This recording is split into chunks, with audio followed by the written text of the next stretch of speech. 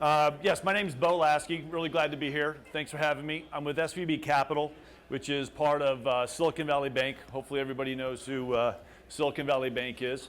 I've got quite a few colleagues here today. I'm not sure if they're in the room. There's Priya.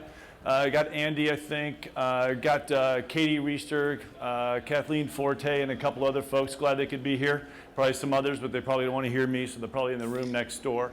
But just briefly, I want to talk a little bit, just briefly, who we are, so you have a little bit of the context of what I do. So primarily, pretty much everybody knows the bank for the $14 billion loan portfolio and the $40 billion or so in assets and all the great stuff that the bank has done for the last 32 years in the innovation economy. But within SVB Capital, it's a relatively small team. The bank's 2,000 people. We're a relatively small team. It's 3 of us as partners. We've got a director. We've got 4 associates. So a team of about 20 folks. We manage about $2.5 billion on the equity side, and it's 2 products. We've got our venture capital fund, so we're currently investing out of a $170 million venture capital fund. And our most recent 2 fund-to-funds, we raised a $320 and a $330 million fund-to-fund. And so we've raised about $1 billion in the last 18 to 24 months or so for those funds. And this just gives a little bit of highlight across our direct funds as well as our fund-to-funds. We really have been able to sit in a very privileged position where we've invested in approximately 95% of the most successful companies in the innovation economy to date. And so when I was asked to come present today, I said, yeah, it's great. Hey, you guys have a lot of data, a lot of insight into the companies that you work with. And so I said, of course, I'd love to come do it. One of the problems is, we're not a research company. We don't sell this. We're under NDA in a lot of cases. So I had to try to figure out what could I actually package up here that would actually add some value and be useful. 1, because obviously we're under NDA, and 2, I don't want to tell you everything. Can't do that. So what I wanted to talk about is really, hey, if we were to step back and look, there's 60 to 100 unicorns today. What did a unicorn look like, say, around the seed or around the Series A time that company was getting started? And that's what I want to get into. And maybe before I get there, I want to take a quick pulse on the industry. So we invest through our fund-to-fund program. We invest in other venture funds, as well as we invest directly in the companies. And all of our capital comes from outside LPs. It's not the bank's money. It's big pension funds, endowments. Those are the types of investors that we work with. So a lot of times we'll reach out to them to get a feel for what they're doing. So back in February, we did a quick survey of our GPs, because obviously everyone's concerned, hey, are we on the precipice of a crash out here in the market? Will there be a significant correction is what we asked. It was a little bit mixed. It was 49 to 51% between, hey, would it happen or not? And so if they felt it was going to happen, what would drive that correction? Really around, most likely, they believe mostly around a macroeconomic effect. Hey, interest rates continue to stay really low, or could interest rates get jacked up, cause an issue? Oil prices continue to stay low. Maybe there's a 9/11 type cybersecurity event that happens. Who knows? But most likely it's going to be some type of exogenous shock that gets us there. And you can see the survey response, 74 on this one, 78 on that one. So we got a pretty good survey response here. So then we went out to our LPs. So these are our investors. We've got about 300 or so different LPs that are out there. And we asked them, so for 2014, there's about $30 billion of capital invested in venture funds. And so we're wondering, hey, is there fuel in the fire here to continue this market and the economy?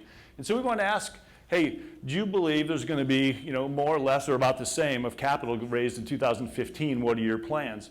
And only 23% thought there was going to be less. And so if you take a look at this middle number where we have 90 respondents, they believe about 30 to 35 billion in capital is going to continue to flow into the venture industry. And then if you break it down by constituency, asset managers, endowment foundations, fund to funds, et cetera, and then you can see kind of the bands, and the median works out to be about $30 billion. So at the end of the day, we do believe there's a lot of fuel that's going to continue to be, fanning the flame for unicorns and high-profile companies that are out there. And then one other question we asked, hey, you always want to understand what your LPs are looking for in the future. So we said, hey, what is it you're interested in? Very simple question, 1 through a 5.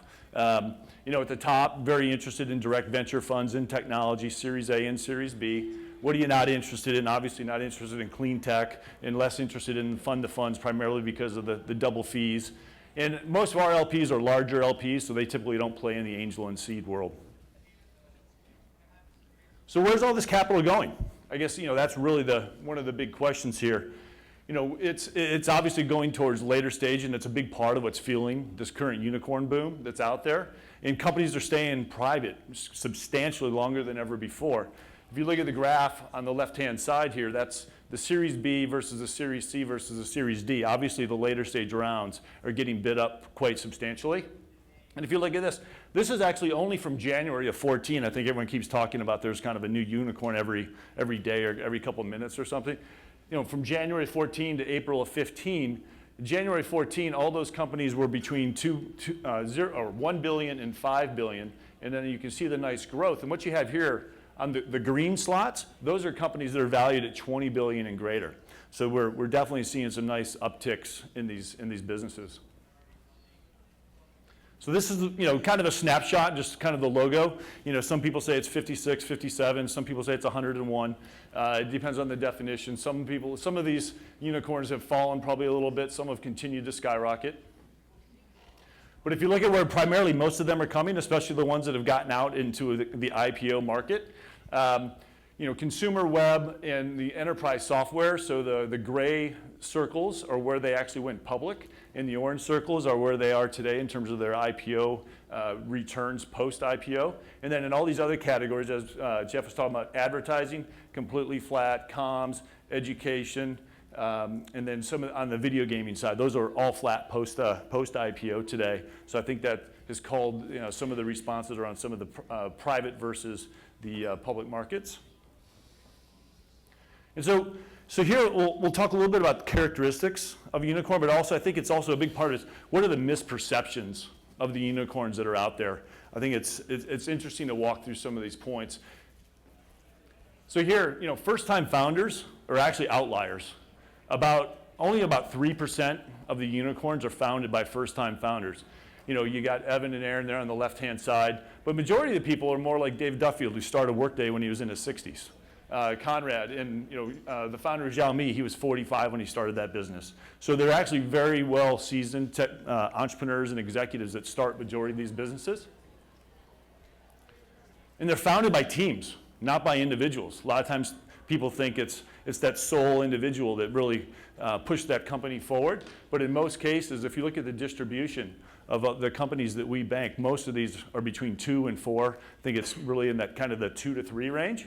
And then in terms of education, everyone thinks obvious, computer science, engineering, majority of the companies. But for those of the people in the audience that are not technically oriented, about a third of those companies are actually founded by liberal arts majors as well. And they're also highly diverse in terms of education. Hey, all these unicorns don't come from Stanford. There's actually a pretty long tail that goes out here. We actually break down our companies and talk about high performance companies. It's a lower variation of kind of the unicorn crowd. But there's a really long tail here, and if you were to take a look at where the unicorns are, there's quite a few universities that are covered here. And then in terms of I think a lot of people also perceive that it's just young kids that are founding these. There's actually 48% of the founders have graduate degrees. The other interesting thing is, again, this is kind of our own internal ranking. I'm not going to get into it, but we talk about high performance companies. On the left-hand side is high performance companies. They typically tend to be spread throughout the country, and that's partly how we'll actually manage our business. But if you look at where the unicorns are, they're definitely flying over the Midwest. And me being from Ann Arbor, Michigan, I'd love to see some companies in the central United States, but it's definitely primarily East and West Coast is where we're finding these companies. The other big thing is these are not overnight successes. The average unicorn is 9.8 years old. Most people don't think about that. 2014, the average age for a public tech company was 11 years. And it's only stretching out, even getting longer. And if you look, again here, they're not flash in the pan companies. So the average company to hit $1 billion in financing is on its 5th round or on its Series D, depending on how you count it in semantics. So we put both these slides together. So back in the day, you always used to think about venture capital, brand new market, brand new technology, coming together, creating billions of dollars of value.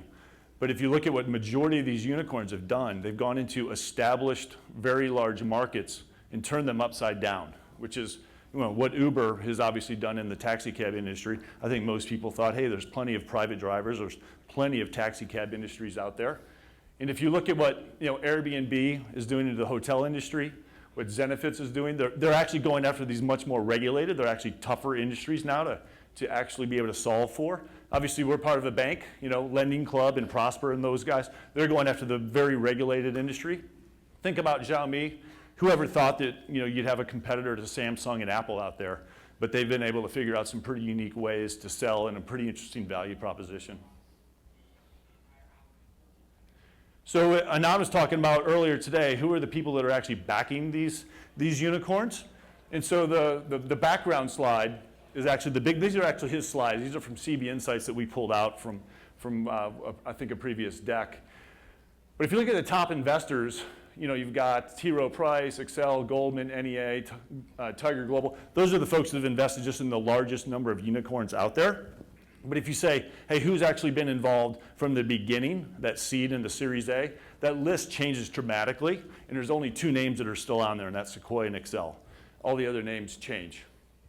Not good or bad, we'd probably rather still be in those companies than not, but if you're talking about, hey, at that seed and Series A level, those are the folks that are primarily finding them early.